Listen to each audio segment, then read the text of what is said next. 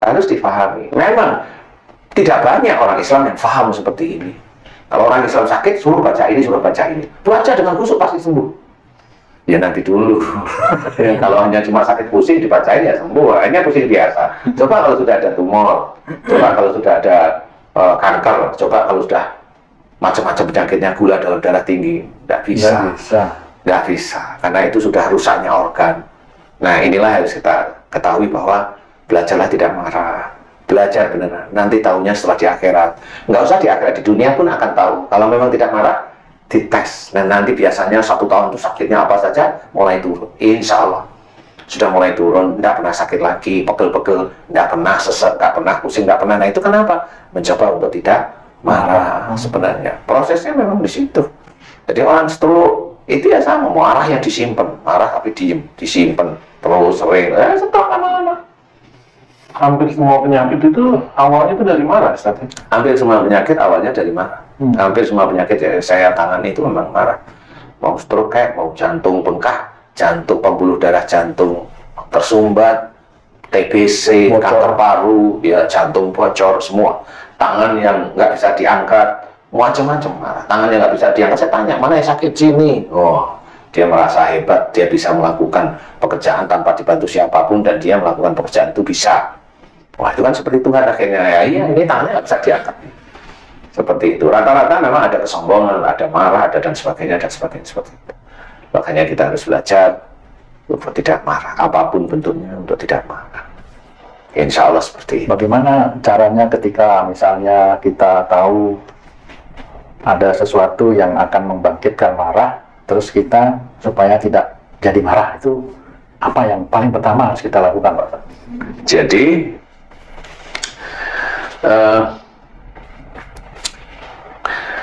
sebenarnya persoalan itu adalah ujian yang diberikan oleh Allah Ta'ala kepada kita. Jadi persoalan itu sebenarnya ujian yang harus kita hadapi dari Allah Ta'ala untuk kita agar grade keimanan kita di hadapan Allah Ta'ala itu meningkat. Selama ini orang Islam itu nggak paham bahwa ujian itu harus diselesaikan dengan cara-cara Islami, bukan dengan ayel-ayelan. Selesaikan dengan cara Islami. Nah, kalau sudah tahu ada persoalan yang menjadikan kita itu bisa terpicu amarah. Amarah itu kan sebenarnya karena banyak hal sehingga menjadikan kita marah. Satu, yang menjadikan masalah itu bawaan kita, itu pasti kita juga marah. Mau menunjukkan saya itu siapa, saya kan atasan. Ya. Yang kedua, ini sama juga. Yang kedua, kita bodoh dengan persoalan itu. Iya, kita bodoh dengan persoalan itu, marah kok itu bisa. Nah, ayo coba, kamu mampu nggak kalau suatu ketika, bukan suatu ketika, banyak hal nggak yang kamu itu kelihatan, biar tidak kelihatan bodoh itu terus marah, itu kan bisa. Biar tidak kelihatan belakang sering kan. Nah, itu sama. Gitu. Marah yang merasa pandai, itu juga sama. Nah, di titik-titik inilah sebenarnya kita harus paham. Persoalan itu sebenarnya ujian dari Allah Ta'ala, dari apa yang kita ikhtiarkan. Ya, apa yang kita ikhtiarkan. Kalau jual warung, ujiannya ya pembelinya, ujiannya yang membantu dia, ujiannya yang membantu dia ngeletakin barang, nggak lupa ya dia marah, ya begitu-begitu. Ada di sekitar mereka itu juga ya Pak Ustaz? Iya, ya. Iya, tapi ada yang di luar itu menjadikan kita marah, ya ada. Jauh ya. Ini hati-hati kalau jauh tapi dekat. Itu marah yang jauh bisa. Ya jauh bisa bikin marah. Ya jauh itu nggak taunya sebelah ada.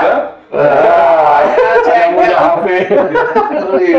Seperti itu. Jadi, ujian itu ada di sekitar kita, cuma kadang-kadang kita sendiri yang tidak mampu menyelesaikan dengan agama kita sehingga kita itu marah. Seperti itu. Nah, inilah yang menjadikan rusaknya iman seorang muslim itu ya di situ. Marah.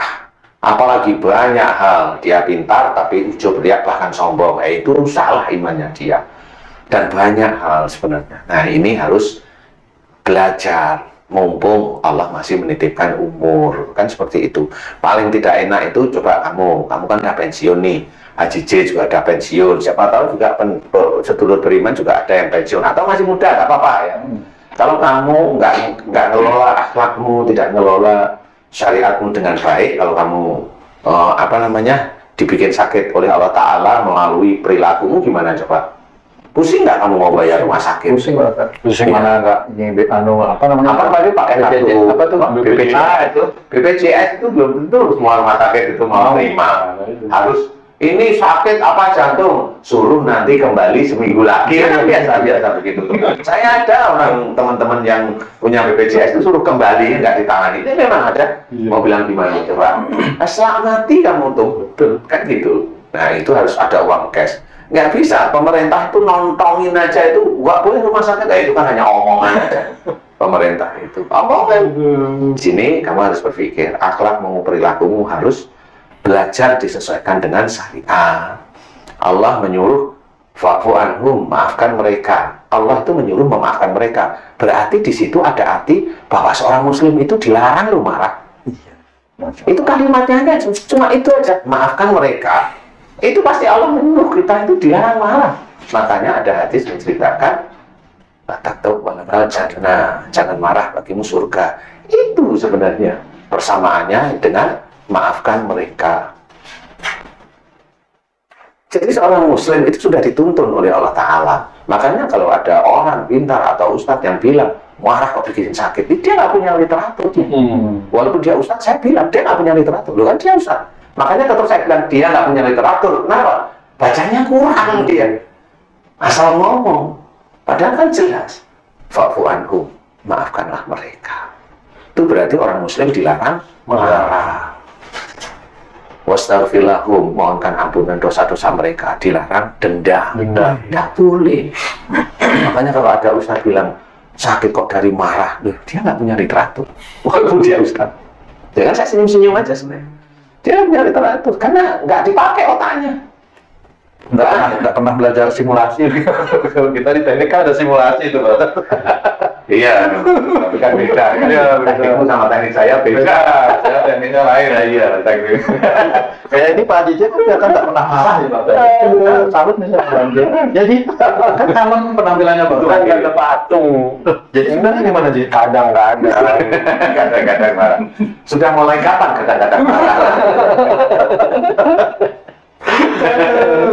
Ya, makanya kita harus pahami, jangan kita ngikutin perintah Allah. Sunnah Rasul tersebut yang dikerjakan oleh Nabi kita Muhammad SAW itu sebenarnya juga mengikuti Allah.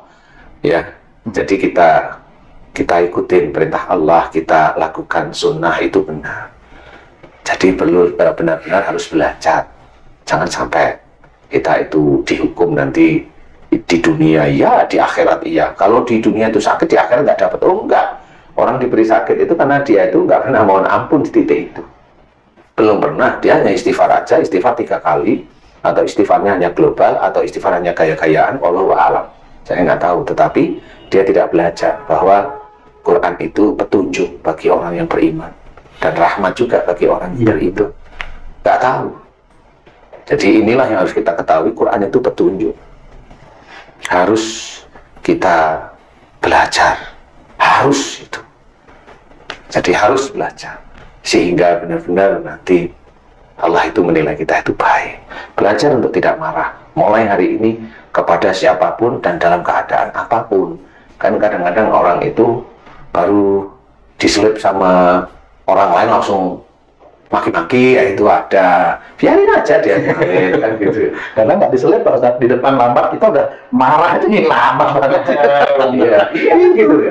Kalau ada orang naik motor, wong, ringan aja. Kasihan tuh adik-adik tuh, kenapa? Dia telinganya budek, makanya dia coba naik motor itu, yang di Blombong kan gitu. Kan itu malah ringan gitu.